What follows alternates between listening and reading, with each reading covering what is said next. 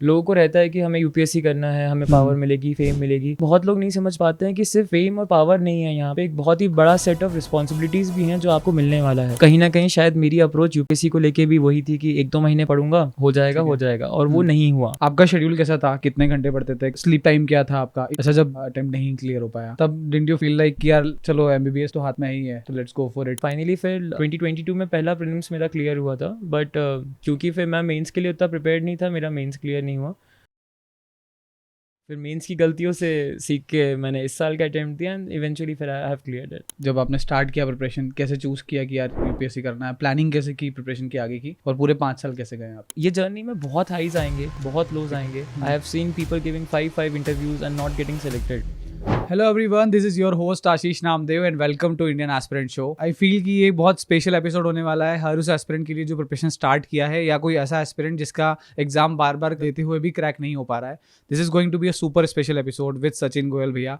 सचिन भैया ने recently UPSC 2023 में ऑल इंडिया रैंक 209 हासिल किया है। ये इंग्लिश मीडियम से है। इनसे बात करेंगे पूरी यूपीएससी प्रिपरेशन के बारे में, कैसे इनके पहले वाले जो अटेम्प्ट थे वो नहीं निकले, बाद में फिर अटेम्प्ट निकला और 5th अटेम्प्ट में जाके इनको सफलता मिली है। Sachin Goyal bhaiya, welcome to Indian aspirant show. Thank you so much. I am super happy and excited to host you on Indian aspirant show. Thank you very much. क्या फर्स्ट ऑफ ऑल इसको शुरुआत से शुरू करते हैं। श्योर। कैसे आपने सोचा कि यार यूपीएससी करना चाहिए? एज यू सेड कि आपने आपका एजुकेशन बैकग्राउंड में आपने एमबीबीएस भी किया है, जी। तो वहीं से शुरू करते हैं। स्टार्ट कैसे किया, कैसे यूपीएससी में जंप इन किया आपने? यूपीएससी का मन एक हर नॉर्मल चाइल्ड को बचपन से जो हम देखते हैं, लोगों को रहता है कि हमें यूपीएससी करना है, हमें पावर मिलेगी, फेम मिलेगी। पर उस पॉइंट ऑफ लाइफ पे मुझे ऐसा लगता है कि बहुत लोग नहीं समझ पाते हैं कि सिर्फ फेम और पावर नहीं है, यहाँ पे एक बहुत ही बड़ा सेट ऑफ रिस्पॉन्सिबिलिटीज़ भी हैं जो आपको मिलने वाला है। वो एक मैच्योरिटी हम लोगों में स्टार्टिंग में होती है, पर क्योंकि एक अंडर ग्रेजुएशन आपको करना ज़रूरी होता है, and my mother is also a doctor. So मैंने बचपन से देखा है कि how she interacts with people. I love the way she was making an impact in people's life. तो मैंने उनके फुटप्रिंट्स पे चल के मैंने भी सोचा कि मैं डॉक्टर बनता हूँ पहले। फिर मैंने एम्स भोपाल में ज्वाइन किया। 5.5 साल मैंने यहीं पे अपनी एजुकेशन कंप्लीट करी। ठीक है। तो ये यूपीएससी का सपना थोड़ा सा बैक फुट पे चले गया था, क्योंकि मेरे को मेडिकल में बहुत इंटरेस्ट आ रहा था, बहुत अच्छी पढ़ाई चल रही थी। बट इंटर्नशिप में जब हम रूरल एरियाज में जाते थे, कम्युनिटी मेडिसिन की पोस्टिंग्स में या अर्बन स्लम्स में जाते थे, तो वहाँ हम देखते थे कि हम वहाँ पे हेल्थ कैंप्स वगैरह लगाते थे, लोगों के डिसीज़ चार्ट्स बनाते थे कि एक फैमिली में कौन सी डिसीज़ेज़ हैं, क्या हैं। तो हम देखते थे जब जिस घर में बैठ के हम वो चार्ट्स और वो हिस्ट्री बना रहे हैं, अब उस घर के बाजू से ही कोई अगर नाला निकल रहा है या फिर कोई गंदगी पड़ी हुई है, तो एक डॉक्टर कितनी ही दवाइयाँ दे दे, जब तक वो सफाई नहीं होगी, पीने का साफ पानी नहीं आएगा, उस पेशेंट को लिखी हुई दवाई अवेलेबल नहीं हो पाएगी, तब तक उसकी बीमारी ठीक नहीं हो सकती। तो मुझे ऐसा लगा कि मैं डॉक्टर बन के क्योर तो दे सकता हूँ, पर प्रिवेंशन की तरफ मेरा मन ज़्यादा था। तो मुझे लगा कि अगर मेरे को ये मौका मिले कि मैं किसी तरह इन सब चीज़ों पे काम कर सकूं, तो इस मोटिवेशन के साथ मैंने सिविल सर्विसेज की प्रिपरेशन अपने कॉलेज के बाद शुरू करी, और आज जाके वो मुझे सफलता मिली है। राइट। प्रिपरेशन के दौरान क्या क्या हुआ? लाइक जब आपने स्टार्ट किया प्रिपरेशन, कैसे चूज़ किया कि यार यूपीएससी करना है? प्लानिंग कैसे की प्रिपरेशन की आगे की, और पूरे 5 साल कैसे गए आपके? मैंने इनिशियल प्रिपरेशन इसकी स्टार्ट करी थी 2019 जनवरी में, जब मैं इंटर्नशिप में घुसा था। उस टाइम मुझे एक्चुअली भी एग्ज़ाम के बारे में ज़्यादा पता भी नहीं था, और यही बात मुझे लोगों को एक्चुअली समझानी भी है कि अगर आप अपने अटेम्प्ट्स को प्लान करो तो बहुत अच्छे से करो, आप इसको हैपहज़ार्ड वे में, ओवर कॉन्फिडेंस में आके मत कीजिए। मेरे एक सीनियर थे, उनका प्रीलिम्स निकल गया था, तो मुझे लगा कि 6 महीने की पढ़ाई करके मेरा भी निकल जाएगा। तो उस 6 महीने की पढ़ाई कब वो 5 महीने की हो गई कि नहीं, 5 में भी हो जाएगा, 4 में भी हो जाएगा। तो मैंने जो इंटर्नशिप में अटेम्प्ट दिया, ये आप समझिए कि 1-1.5 महीना पढ़ के उसमें भी मुझे कॉन्फिडेंस था कि ये शायद निकल जाएगा। कि नहीं यार, कर लेंगे, क्या है उसमें, एग्ज़ाम ही तो है। एग्ज़ाम एम्स का भी निकाला हुआ था, तो एक कॉन्फिडेंस था कि यार एम्स का एग्ज़ाम निकाला है, यूपीएससी भी निकाल लेंगे। ठीक है। तो कहीं ना कहीं आज लगता है कि वो एक अटेम्प्ट इनिशियली जो आपका मेरा था, वो मुझे एक प्लानिंग से करना चाहिए था। मुझे एक शेड्यूल बना के कि अब मुझे पहले मेंस का पढ़ना है, मुझे ऑप्शन कवर करना है, प्रीलिम्स कवर करना है, फिर मैं एक डेट डिसाइड करके प्रीलिम्स का एग्ज़ाम दूँ। तो एक अटेम्प्ट मेरा उसमें वेस्ट हुआ। फिर उसके बाद से पिछले अगले 4 साल फिर मैंने मेरे 2 प्रीलिम्स और क्लियर नहीं हुए, तो उनकी जो गलतियां थी उनसे थोड़ी लर्निंग्स ली, एंड फाइनली फिर 2022 में पहला प्रीलिम्स मेरा क्लियर हुआ था। बट क्योंकि फिर मैं मेंस के लिए उतना प्रिपेयर्ड नहीं था, मेरा मेंस क्लियर नहीं हुआ। फिर मेंस की गलतियों से सीख के मैंने इस साल का अटेम्प्ट दिया, एंड इवेंचुअली फिर I have cleared it. Nice. अच्छा, जब नहीं हो रहे थे लगातार बैक टू बैक 3 में आपका अटेम्प्ट नहीं क्लियर हो पाया, जी। तब डिडंट यू फील लाइक कि यार चलो MBBS तो हाथ में ही है तो लेट्स गो फॉर इट, मतलब लोग प्लान बी के लिए प्रिपेयर करते हैं कि यार पढ़ाई के साथ में कुछ ना कुछ तो साथ में कर ले, आपके पास वो ऑलरेडी था, यू हैड एन ऑप्शन की let's go for plan B, तो कभी ऐसा लगा आपको, did you feel like this कि लेट्स गो फॉर MBBS? देखिए डॉक्टर तो मैं हूँ, तो ये एक चीज़ दिमाग में तो थी कि अगर if this thing doesn't work out तो I can always go back to becoming a doctor, continuing my journey as a doctor, तो एक वो बैकअप प्लान ऑप्शन हमेशा था और होना भी चाहिए। मैं मानता हूँ कि किसी भी एग्ज़ाम के लिए, सरकारी नौकरियों के लिए तो स्पेसिफिकली आपके पास एक प्लान भी रेडी होना चाहिए। बट ड्यूरिंग दिस ईयर्स मैंने कभी भी MBBS की तरह वापस फोकस नहीं किया, क्योंकि मुझे पता था कि जब इनिशियल फेलियर्स मिले कि इतने एफर्ट से तो ये एग्ज़ाम नहीं निकल रहा है, अगर मैं इतने एफर्ट्स को भी कहीं और डाइवर्ट कर दूंगा कि मुझे PG की पढ़ाई करनी है मेडिकल के लिए, तो फिर तो और मुश्किल हो जाएगी। तो इसलिए मैंने ये दिमाग तो नहीं आया कि मैं वापस जा रहा हूँ, बस यही था कि हाँ मन में कहीं ना कहीं था कि अगर ये सब कुछ नहीं हो पाया then I may think about it. पर 5 साल तो मैं कम्प्लीटली डेडिकेटेड था UPSC की प्रिपरेशन के लिए। One thing at a time, I believe in that. Nice. अच्छा, इस पे बात करना है प्लान बी के बारे में जो आपने बताया, यू हैड द डिग्री जहाँ पे आप प्रोफेशनल कैरियर की तरफ जा सकते थे, बट मेजोरिटी ऑफ एस्पिरेंट जो इस एग्जाम की तैयारी करने आते हैं वो आते हैं BA BCom और ह्यूमैनिटीज सब्जेक्ट वाले। आइडियली अगर आप एक एवरेज कॉलेज से ये सारे कोर्सेज करते हो तो you want have any career option कि आप BA करके अच्छा करियर नहीं बना सकते हो अगर आप एक बेसिक एवरेज कॉलेज है तो, अनटिल अनलेस कि वो DU की तरह कोई कॉलेज ना हो। ऐसे एस्पिरेंट्स को, क्योंकि कई सारे एस्पिरेंट ऐसे हैं जो स्टार्ट ही किया होगा उन्होंने UPSC के लिए, अगर ऐसे लोग जिनके पास प्रोफेशनल डिग्रीज नहीं है तो उनके लिए आपका क्या मैसेज रहेगा? How should they plan their UPSC जर्नी? Should they think about the plan B initially starting से? I think they should. I say this for all people, not irrespective of the colleges that they come from. Plan B should be there. You should know how capable you are. Everyone knows how capable they are. UPSC is one exam which tests your persistence as well. So for persistence, you sometimes need a backup, good backup. मुझे ऐसा लगता है कि अगर वो UPSC तो एक बड़ा एग्ज़ाम है, अगर आपको डाउट लग रहा है कि आपका कॉलेज शायद आपको वो अप्रोप्रिएट जॉब नहीं प्रोवाइड कर सकता, there are many other jobs जो कि आप शायद थोड़ा इजीली UPSC से क्रैक कर सकते हैं। तो आई वुड सजेस्ट कि अगर आपको एक कंफर्ट नहीं है कि मैं होलसम प्रिपरेशन करूं विदाउट हैविंग अ बैकअप, मैं उनको कहूँगा कि आप पहले एक छोटा सा जॉब कर सकते हैं। You can start with any job, at least आपके जो प्रिपरेशन टाइम हो, आपके पास एक सैलरी अगर इन हैंड आ रही है तो you will be independent, you won't be dependent on any person. तो वो शायद आपको सपोर्ट करेगा वो परसिस्टेंस देने में जो UPSC के लिए भी ज़रूरी होती है। राइट। मुझे वो नीड नहीं लगी थी, जैसा आपने बताया कि मुझे पता था कि I can go back to becoming a doctor and continuing my journey as a doctor. पर बाकी कोई अगर एस्पिरेंट है जिसको लग रहा है कि वो कॉन्फिडेंट नहीं है, तो there is no harm, there is no time limit. अगर आप 22-23 ईयर्स के हैं, you are very young, you have lot of time. एक अपना अच्छा बैकअप ऑप्शन क्रिएट कीजिए, एक जॉब हाथ में रखिए and prepare with it. UPSC एक ऐसा एग्ज़ाम है जो अब मैं निकल गया हूँ तो आपको लग रहा होगा कि मैं ऐसा बोल रहा हूँ, बट एक ऐसा एग्ज़ाम है जो मैंने देखा है। मैं जब हम लोग इंटरव्यू के लिए जाते थे, मॉक इंटरव्यूज़ के लिए, क्योंकि मैंने भोपाल से पढ़ाई करी थी तो बहुत एस्पिरेंट्स के मैं टच में नहीं था, पर जब हम दिल्ली गए मॉक इंटरव्यूज़ में नए नए एस्पिरेंट्स से मिले, एंड इवन जब मेडिकल होता था हमारा इंटरव्यू के बाद तब नए लोग मिले, तो I met some SDMs also there who are preparing for the exam, जो अपनी इतनी टेन्यूअस जॉब के साथ भी मैनेज कर रहे थे प्रिपरेशन को और उस स्टेज तक वो पहुँचे थे। पॉसिबल सब कुछ है, आपको अपने हिसाब से एक प्लान क्रिएट करना है कि आप किस प्लान के साथ मोस्ट कंफर्टेबल रहें, क्योंकि ये जर्नी में बहुत हाईज आएंगे, बहुत लोज आएंगे। I have seen people giving 5 interviews and not getting selected. बहुत हाईज आएंगे, बहुत लोज आएंगे, तो वो जो लोज आएंगे यही सब बैकअप्स आपको शायद पुश करेंगे कि आप आगे बढ़ो और फिर से एग्ज़ाम की तैयारी करो। अटेम्प्ट्स में मैं मानता हूँ आप जितने देना चाहें आप दे सकते हैं, इसमें कोई इशू नहीं है, पर आपके पास हमेशा एक बैकअप प्लान होना चाहिए। स्पेशली UPSC के केस में मुझे ऐसा लगता है कि एक बैकअप प्लान ज़रूरी है। एंड आई थिंक वो इसलिए भी ज़रूरी है क्योंकि 99% से ज़्यादा लोगों को पता है कि उनका सिलेक्शन नहीं हो पाएगा, क्योंकि बहुत कम परसेंटेजेस जो लोग सिलेक्ट होंगे। जी, I feel as you said कि प्लान बी, अगर कोई प्लान बी करता है और अगर आप UPSC की प्रिपरेशन कर रहे हो, एक शेड्यूल और डिसिप्लिन का बहुत बड़ा रोल है आपको सक्सेसफुल बनने के लिए। आपका शेड्यूल कैसा था? कितने घंटे पढ़ते थे? कैसे, क्या स्लीप टाइम क्या था आपका? इन सब के बारे में थोड़ा बात करते हैं। ये आपने बहुत सही पॉइंट बोला कि शेड्यूल बहुत इंपॉर्टेंट होता है। आई थिंक ये मेरी बिगेस्ट लर्निंग थी मेरे इनिशियल जो मेरे 2-3 अटैम्प्ट्स मेरा प्रीलिम्स से निकला था। तो हम जिस माइंडसेट से आते हैं, जैसे मैंने आपको बताया कि जब हम लोग 11th-12th में एम्स या उसकी पढ़ाई करते थे, या कॉलेज में स्पेसिफिकली, अब कॉलेजेस के एग्ज़ाम ऐसे होते हैं हमें लगता है कि महीने भर बाद एग्ज़ाम है, हम 2 दिन पहले पढ़ेंगे हो जाएगा, एक रात पहले पढ़ के हो जाएगा। तो कहीं ना कहीं शायद मेरी अप्रोच UPSC को लेके भी वही थी कि 1-2 महीने पढ़ूंगा, हो जाएगा, और वो नहीं हुआ। तो ये शेड्यूल है, इसकी इंपॉर्टेंस मुझे थर्ड अटेम्प्ट के बाद समझ में आई कि कंसिस्टेंसी बहुत ज़रूरी है, और एक शेड्यूल जो है वो एक कंसिस्टेंसी देता है. They should never be a zero day.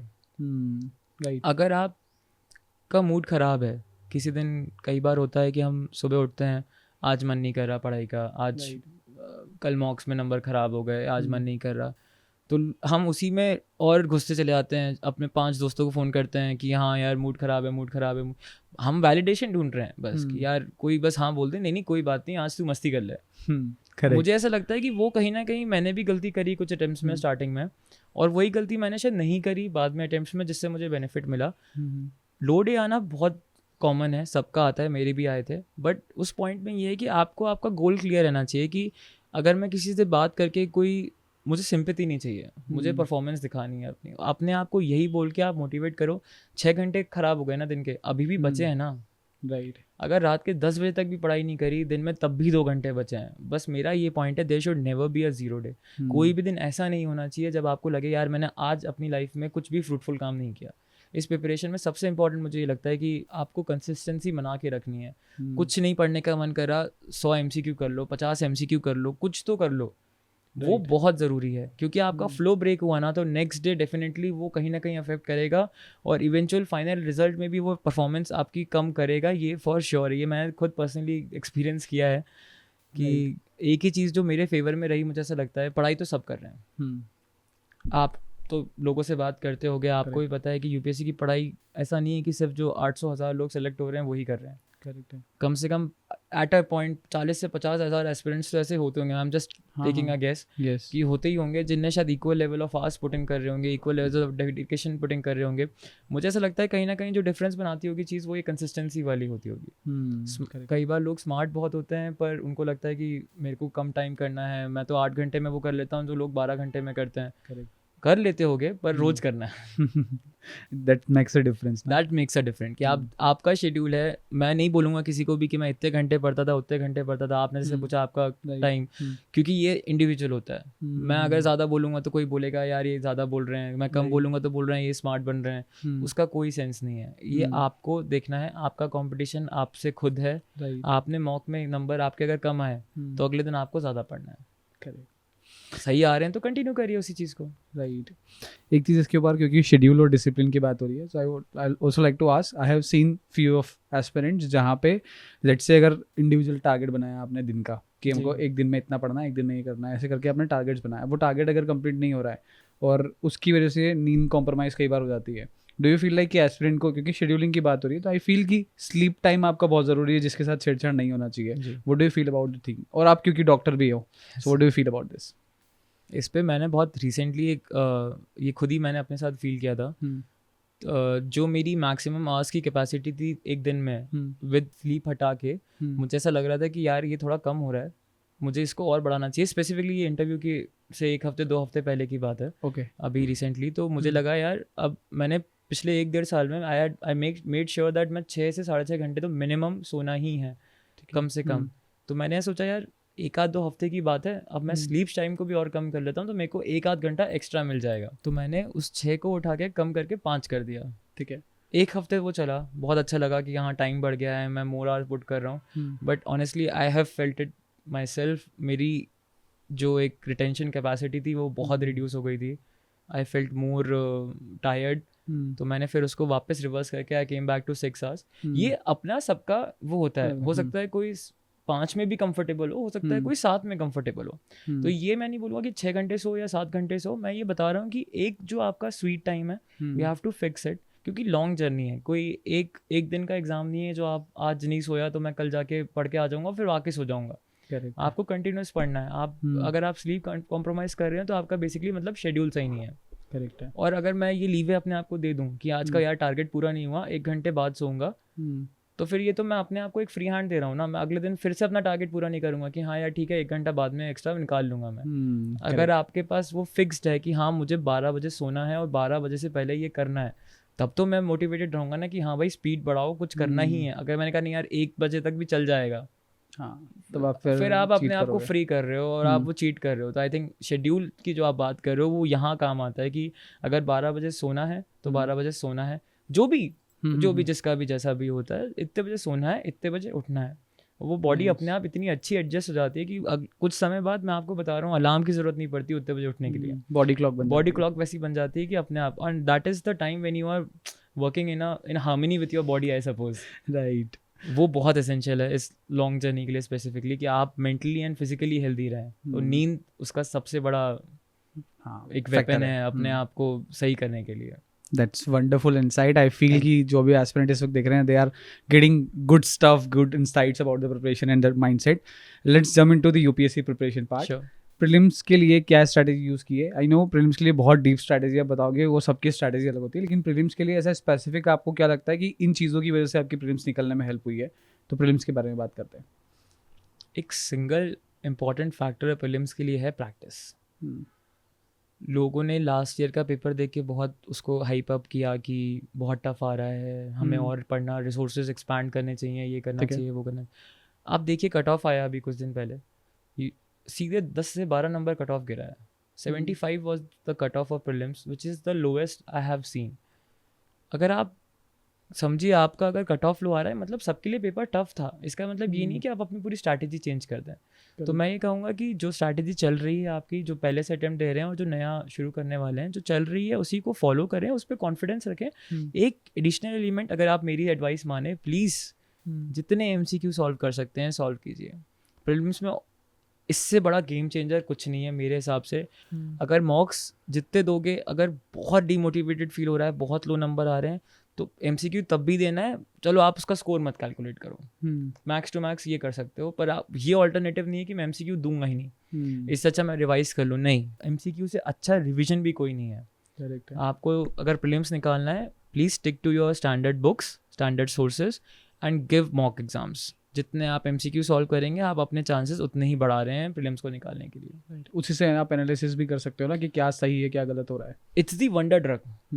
Prelims के लिए और कोई ऑप्शन नहीं है. आपको MCQ करना ही आप उसी का तो एग्ज़ाम देने जा रहे हो ना. अगर एक मैं आपको बता रहा हूँ, एक कॉन्शियस सी डेवलप हो जाती है कि जब जैसे इस बार के प्रीलिम्स में बहुत सारे क्वेश्चन थे जिनके बारे में नहीं पता था, आपको एक क्या है ये सही आंसर हो सकता है, वो आपने इतने MCQs करे होते हैं ना, तो एक अपने आप अंदर से वो एक आ जाती है कि यार ये सही होने के चांसेस ज़्यादा हैं उसके. And it has worked for me, so I advise all those everyone who is watching, please solve as many MCQs as you can. There is no alternative to practice. Nice. Let's jump into mains. Mains के बारे में बात करते हैं. Mains कैसे crack किया, उसके पीछे क्या ऐसे पिलर्स है जिसकी वजह से आप मेंस क्रैक कर पाए हो? इसका तो मैं आपको बहुत अच्छे से बता सकता हूँ, क्योंकि एक मेंस मेरा नहीं भी निकला था और मुझे पता था क्यों नहीं निकला था. जब प्रीलिम्स और मेंस के बीच में ज़्यादा टाइम होता नहीं है आपको, और इस बार तो और कम मिलने वाला है क्योंकि 20 डेज हमारे प्रीलिम्स की वजह से कम हो गए हैं. और आप इंश्योर करिए, जैसे मैंने बताया था कि अटेम्प्ट भी प्लान करने से पहले आप इंश्योर करिए कि आपके पास मेंस के हर कोर्स में जो एक एक लाइन लिखी है उसके नोट्स होने चाहिए. आपके पास प्रीलिम्स के बाद टाइम नहीं बनता कि आप आओ उसके नोट्स बनाओ उसको पढ़ो. प्रीलिम्स के बाद आपके पास टाइम है कि जो आपने नोट्स बनाए हुए हैं उनको आप मेमोराइज करिए, उसको रिवाइज करिए और उसको परफेक्ट करिए. आपके पास इतना टाइम नहीं है कि आप बैठ के आप बुक से नोट्स बनाइए. ये गलती मेरे साथ पहले मेंस में हुई थी, जब मुझे लगा कि इतना टाइम है मैं उसमें नोट्स बना लूँगा, पढ़ लूँगा. और क्योंकि मेरा ऑप्शनल थोड़ा बल्कि था, medical science is an optional which is very बल्कि, तो मुझे वो टाइम मिल ही नहीं पाया था GS की प्रिपरेशन के लिए. तो next year what I did was कि मैंने सारे सब्जेक्ट्स के GS 1 2 3 4 के नोट्स बहुत अच्छे से बना लिए थे. बहुत बड़े नोट्स नहीं बनाने हैं आपको, 250 से 150 वर्ड का आंसर लिखना है. ऐसा नहीं है कि आपको पूरी किताबें भरनी है वहाँ पे. बहुत शॉर्ट में नोट्स बनाइए, पॉइंटर्स में नोट्स बनाइए, उनको रिवाइज करिए. और आपका और जब प्रीलिम्स के बाद जो आपका टाइम आएगा उसमें फिर राइटिंग प्रैक्टिस करिए. या आपको अपने हिसाब से भी देखना है कि अगर आपको लग रहा है कि आपका पेपर टाइम पे कंप्लीट नहीं हो पा रहा है तो कुछ राइटिंग प्रैक्टिस आपको प्रीलिम्स के पहले भी करनी पड़ेगी, just to build that confidence कि एटलीस्ट आप उस टाइम फ्रेम में पेपर अपना कंप्लीट कर पाओ. मेंस के बाद आपको टाइम फिर आप उसको अपने कंटेंट को एनहांस करने के लिए यूज़ कर सकते हो. वो आपके पर्सनल वो है, क्योंकि दोनों चीज़ें इंपॉर्टेंट है. कंटेंट सिर्फ होना भी इंपॉर्टेंट नहीं है और सिर्फ राइटिंग प्रैक्टिस भी इंपॉर्टेंट नहीं है. आपको आपके स्कोर के हिसाब से कि आपका जो मेंस का पेपर या आपने कोई दिया, अगर वो चेक होकर आया, कहीं आपने किसी से चेक करवाया, तो कहाँ लैगिंग है कि आप पेपर कंप्लीट नहीं कर पाए या जो आपने आंसर्स लिखे हैं वो उनमें उतनी स्ट्रेंथ नहीं थी जो एक अच्छे नंबर आपको फेच कर पाए. तो इन दोनों चीज़ों का बैलेंस बना के आप करिए तो आपका मेंस में उसमें सक्सेस के चांसेस बढ़ जाते हैं. पर कोर्स को इग्नोर करना बहुत बड़ा डिजास्टर था मेरे लिए. तो at least course should be comprehensively covered. UPSC की गाइडलाइंस में उसका सिलेबस क्लियरली प्रिस्क्राइब्ड है, उसको अंडरलाइन करिए, मार्क करिए, जैसा भी करना है करिए, पर उसको कम्प्लीटली कवर करिए। मेंस के लिए इससे अच्छा और कोई ऑल्टरनेटिव नहीं है। That's wonderful. मेंस को लेकर आपने जो एक नोट्स के पॉइंट को हाईलाइट किया है, मैं उसके ऊपर थोड़ा बात करना चाहता हूँ। नोट्स बनाते समय generally I have seen few aspirant जो फर्स्ट बार आपने रीड किया, पहली बार आपने जब पढ़ाई किया, अपने कोर्स को कंप्लीट करे, उसी टाइम पे आपने नोट्स बना लिया। आई फील कि, और मैंने कुछ लोगों के जब नोट्स देखे हैं, और जब मैं नोट्स बनाता था अपनी प्रिपरेशन के दौरान, तो आई थॉट कि यार जब आप एक बार पढ़ते हो तो आप सिर्फ ओवरव्यू करते हो, 3-4 बार पढ़ने के बाद में आपके पास में क्रिस्प नॉलेज और क्रिस्प डेटा रहता है, तब नोट्स बनाना चाहिए। आपने नोट्स कैसे बनाए, इसकी स्ट्रैटेजी क्या थी? मेरे साथ एक्चुअली क्या हुआ था कि मैं मेंस जो मेरा नहीं निकला था, उसके पहले मेरे पास जीएस के नोट्स नहीं थे। ठीक है। तो मैंने उस मेंस के टाइम जो भी मैं हैक तरीके से अप्लाई कर सकता था कि PYQs पढ़ लिए, कुछ सैम्पल आंसर्स पढ़ लिए, कि मैं अपने जीएस की नॉलेज को मैं अदर वे राउंड कैसे उसको एनहांस कर सकता हूँ rather than reading the standard books. तो जब मैं नोट्स बनाने में आया तो मुझे काफ़ी हद तक ये PYQs और इन सब चीज़ों से ये चीज़ पता थी कि वो पूछ क्या रहे हैं। तो जब मैंने नोट्स बनाना शुरू किए तो मैंने फर्स्ट रीडिंग में ही कि हाँ मुझे पता है कि अगर ये क्वेश्चन आया तो मुझे ये 5 पॉइंटर लिखने का टाइम मिलेगा, मैंने बस वो 5 पॉइंटर अपने नोट्स में लिख लिया। ओके। कि मुझे इसके आजू या बाजू, मुझे इसमें कोई ग्रेवी नहीं चाहिए, ये 5 पॉइंटर वो एग्जामिनर भी देखेगा, मुझे ये 5 पॉइंटर ही चाहिए। तो मैंने नोट्स भी अपने उस हिसाब से बनाए थे कि यार मेरे पास अगर लास्ट दिन भी मैं इसको पढ़ने बैठूँ, जैसे हुआ अभी कि अगर मैं GS 2 और 3 के बीच में तो एक दिन का गैप मिलता है, 1 और 2 तो 1 घंटे के गैप में होते हैं। राइट। तो मेरे पास जो उस दिन GS 1 और 2 के बाद जो शाम का टाइम था, उसमें मैं 3 और 4 अपना फटाक से नोट पढ़ पाया था, क्योंकि मैंने इतने शॉर्ट नोट्स ही बनाए थे उसको फर्स्ट रीडिंग में ही। तो मैं वही कहूँगा कि आप पहले थोड़ा सा PYQ देखिए। एक आप लिम्स का इतना पढ़ लेते हैं तो आपको नॉलेज तो है ही कि क्या हो रहा है, क्या सब्जेक्ट है, क्या सब चीज़ें हैं। एक बार आप PYQ देख लेंगे तो आपको ये समझ में आएगा कि वो पूछ क्या रहा है, और उतना ही नोट्स बनाओ ना जितना वो पूछ रहे हैं। हमें किसी को और इम्प्रेस तो करना नहीं है ना, हमें तो बस एग्जामिनर को इम्प्रेस करना है। वो एक इम्प्रेस होगा कि अगर वो अच्छे से नीटली पॉइंटेड आंसर्स देखेगा, कि वो लैंग्वेज नहीं देख रहा आपकी यार कि इसने कितने अच्छी वोकैबुलरी यूज़ करी है, फैक्चुअल क्वेश्चन है या ऐसा कुछ क्वेश्चन है, वो 5 पॉइंटर देख रहा है कि इसने ऑब्जेक्टिवली इस क्वेश्चन को हैंडल किया है कि नहीं किया है। राइट। तो मैं मानता हूँ कि आपके नोट्स भी वैसे ही होने चाहिए जैसा आप पेपर लिखना चाहते हैं। तो आप ये समझ लीजिए कि मैंने मॉडल आंसर्स ही लिखे थे उन टॉपिक्स पे, कि अगर इस टॉपिक पे क्वेश्चन आया तो यही मेरा आंसर है, इसी को मैं एज इट इज़ पेपर में लिखाऊंगा। तो वो मुझे ऐसा लगता है कि शायद कहीं ना कहीं मेरे लिए बेनिफिशियल रहा होगा, क्योंकि मुझे फिर उसके अलावा मैंने इस अटेम्प्ट में प्रीलिम्स और मेंस के बीच में कोई स्टैंडर्ड बुक्स फिर मतलब उस टाइम नहीं उठाई। जो नोट्स बने थे कंप्लीटली उन पे फेथ रख के ही उनको प्रिपेयर किया। That's wonderful, and I feel that's called a smart preparation strategy. You may call it. Nice. Books and resources के बारे में बात करना चाहोगे? Prelims के लिए क्या किया, मेंस के लिए क्या किया? स्टैंडर्ड बुक्स हैं, ठीक है। हम जब से प्रिपरेशन स्टार्ट करी है मैंने उन्हीं पे स्टिक किया था। जैसे प्रीलिम पॉलिटी के लिए Laxmikanth is the best, modern history के लिए स्पेक्ट्रम है, हिस्ट्री के लिए आप NCERTs प्रेफर कर सकते हैं, मैं NCERTs ओल्ड NCERTs ही प्रेफर करता था। जोग्राफी के लिए NCERT की बुक्स से बढ़कर कुछ नहीं है। I feel those 2-3 books are game changer for geography. Environment के लिए मोस्टली मैंने एक कोचिंग की बुक आती थी तो मैंने उसके शॉर्ट नोट्स बना लिए थे अपने खुद के लिए। एंड इन्वायरमेंट के मैं क्वेश्चंस प्रैक्टिस करके जो उसके जो सोल्यूशंस होते थे तो थोड़ा करंट से भी आप अपडेटेड रहते थे, क्योंकि पिछले कुछ सालों में इन्वायरमेंट स्टैटिक से ज़्यादा करंट बेस्ड मुझे ऐसा लगा था कि आ रहा था। तो ज़्यादा स्टैटिक के एक बार नोट्स बना लिए, फिर उसको मैं करंट अफेयर्स के जो बुकलेट्स पढ़ता था उन्हीं के साथ साथ अपडेट करता जाता था। ओके। साइंस एंड टेक की मैंने कभी अलग से कोई वो नहीं पढ़ा, क्योंकि मैं साइंस बैकग्राउंड का ही था, तो मुझे कहीं ना कहीं उनमें कंफर्ट था कि मैं क्वेश्चन कर रहा था। और आप जो करंट अफेयर्स की जो मैनुअल्स या बुक्स पढ़ते हैं तो वो आप उसमें भी सब कुछ कवर हो ही जाता है। तो ये 4 to 5 स्टैंडर्ड बुक्स। इकोनॉमिक्स में मैंने मृणाल सर का कोर्स लिया था, तो मैंने उसके नोट्स और उसके वीडियोस से उनके जो उनका PDF था उसी से मैंने पढ़ा था। एंड हर साल उसी से पढ़ा मैंने। उसके अलावा मंथली अफेयर्स तो आपको कवर करना ही है, current affairs. Nice. Now let's जम इनटू इंटरव्यू वाला पार्ट। इंटरव्यू सबके लिए अलग होते हैं, हर किसी के अपने अलग ऑब्जर्वेशंस होते हैं। आपके ऑब्जर्वेशंस क्या है, और फर्स्ट अटेम्प्ट आपका इंटरव्यू पहली बार आपने दिया and then you cracked it, कैसे क्रैक कर पाए हो, क्या की फैक्टर्स आपके रहे हैं उसको क्रैक करने के लिए? So I got 190 in the interview, which is a good score as per the standards. मुझे ऐसा लगता है कि जो चीज़ वर्कआउट करी मेरे फेवर में वो यही थी कि ऑनेस्टी थी। जब मैं प्रिपेयर भी कर रहा था तो मुझे सब लोगों ने यही कहा कि जो आपने ड्राफ्ट में अपनी पर्सनालिटी दिखाई है एंड जो आप असली में हो वो जितना सिमिलर रहेगा इंटरव्यूअर उतने ही अच्छे नंबर देगा। आपको वहाँ जाके कुछ प्रिटेंड नहीं करना है कि मैं ये हूँ मैं वो हूँ। आप एक 25-26 साल के एक एस्पायरिंग स्टूडेंट हैं, आपका माइंडसेट भी वैसे ही होना चाहिए। अगर मैं जाके बड़ी बड़ी बातें करने लग जाऊँ जो कि मेरे हाथ से बहुत बड़ी हैं, राइट, तो वो उनको समझ में आता है कि ये सिर्फ हमें इम्प्रेस करने के लिए बोल रहा है। तो be real. Interview, UPSC interview is one place जहाँ पे सॉरी बोलने के मार्क्स नहीं कटते। करेक्ट, अगर दे इट इज़ रियली अप्रिशिएटेड। अगर आप, जैसे मुझे मॉक्स में भी किसी ने बोला था एक बार कि they asked me something and मुझे वो नहीं आता था, आई टुक अ गेस एंड मैंने कुछ कुछ बोला, उन्होंने कहा it's better to they sorry. आप रैंडम गेसिंग कर रहे हो, you may say that in the interview as well कि sir I am taking a guess, but be clear about it कि this is I am taking a guess. Don't just pretend to know everything because you can't know everything. It is humanly impossible to know each and everything which is going on in the earth. तो interview के लिए तो बस यही कहूँगा कि Daph prepare कीजिए। आपका जो डाफ है वो कॉम्प्रिहेंसिवली प्रिपेयर्ड होना चाहिए। It is that manual, it's like a question manual that you are giving to the interviewer कि ask me question from this, right, this is me, ask me question from this. At least that should be completely prepared. वो मुझे लगता है एक important factor play करता है। उसके अलावा बी ऑनेस्ट, जो नहीं आ रहा से सॉरी, झूठ नहीं बोलना है बिल्कुल भी।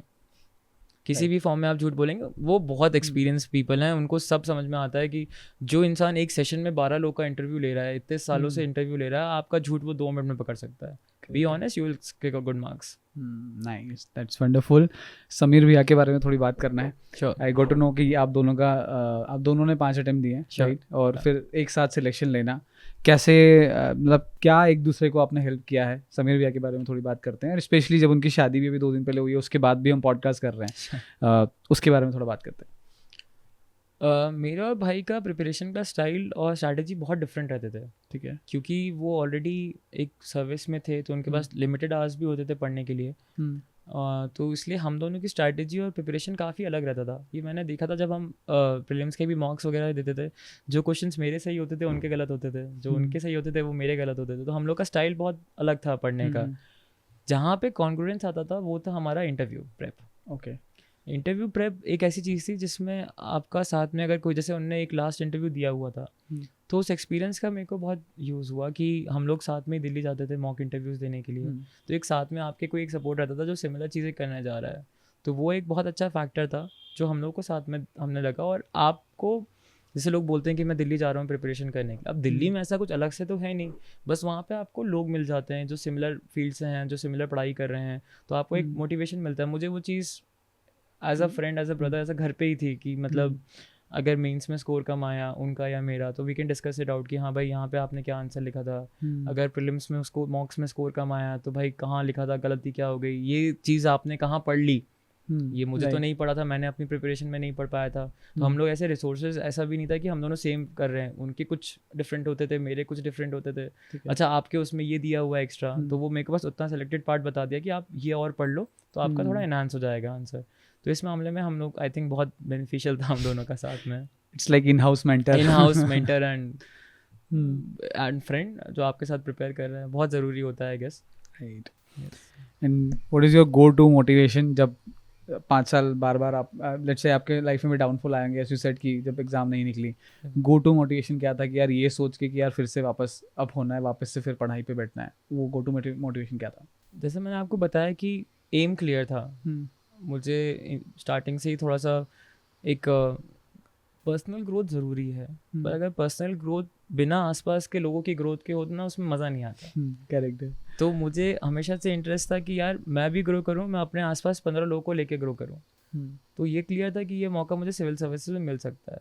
अगर मैं जिस दिन छोड़ दूंगा ये मौका मेरे हाथ से चले जाएगा। राइट, तो इसलिए छोड़ना तो नहीं था, और अगर कर रहे हैं तो अच्छे से करेंगे। तो यही मोटिवेशन था कि आप लग गए हो, पूरा टाइम दे दिया है, तो क्विट तो करना नहीं है। यही सोच के वापस मैं पढ़ने बैठ जाता था। सचिन भाई, I enjoyed the podcast and I am sure the audience have also enjoyed the podcast till here. Indian aspirant show पे आपका एक्सपीरियंस कैसा रहा? बहुत अच्छा एक्सपीरियंस था। I have been giving interviews, but आपके काफ़ी यूनिक सवाल थे एंड उन एस्पेक्ट्स को टच किया जो मुझे लगता है कि एस्पिरेंट्स को पता होना चाहिए कि जो भी वो फील कर रहे हैं वो हर टॉपर ने भी फील किया है। जिस फेज़ में वो हैं हर आदमी उस फेज़ से निकला है। तो इट इज़ पॉसिबल। आप ये मत समझिए कि आज आप लो फेस कर रहे हैं तो this is the end of the world. नहीं, हर एस्पिरेंट, हर टॉपर, चाहे जो AR1 भी होगा, वो भी सिमिलर डिलेमास में था जो आप फेस कर रहे हैं, एंड अगर वो कर सकते हैं तो आप भी कर सकते हैं। तो ये एस्पेक्ट्स मुझे ऐसा लगता है कि आपने बहुत अच्छे कवर किए और शायद एस्पिरेंट्स को इससे कुछ फ़ायदा हो। Thank you so much, thank you and means a lot. Thank you so much audience for watching this podcast till the very end. I am sure इस पॉडकास्ट ने आपकी लाइफ में वैल्यू ऐड की होगी and we will be coming up with more interesting podcast for you. Make sure कि आप इस channel को सब्सक्राइब कर लीजिए. इस पॉडकास्ट को अपने उन सभी दोस्तों के साथ भी शेयर कीजिए जो यूपीएससी या किसी एग्जाम की प्रिपरेशन कर रहे हैं. Thank you so much once again.